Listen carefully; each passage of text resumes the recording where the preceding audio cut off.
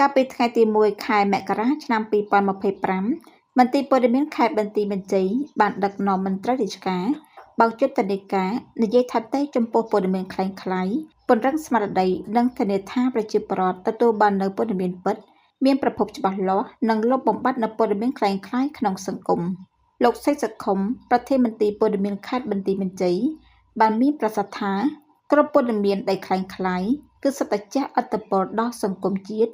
ប៉ះពាល់ដល់ទំនុកចិត្តប្រជាពលរដ្ឋមកលើថ្នាក់ដឹកនាំមានការបាក់បែកសាមគ្គីផ្ទៃក្នុងហើយលោកបានសូមសំណូមពរដល់ប្រជាពលរដ្ឋទាំងអស់មុននឹងធ្វើការផុសឬក៏ share សូមមេត្តាពិនិត្យឲ្យបានច្បាស់លាស់ជាមុនសិនជៀសវាងប៉ះពាល់នៅព័ត៌មានคล้ายៗហើយលោកបានបន្តទៀតថាព័ត៌មានคล้ายៗពិតជារនាំងនៃការអភិវឌ្ឍប្រទេសជាតិនិងជាមេរោគដ៏សាហាវដែលត្រូវលុបបំបាត់ចោល។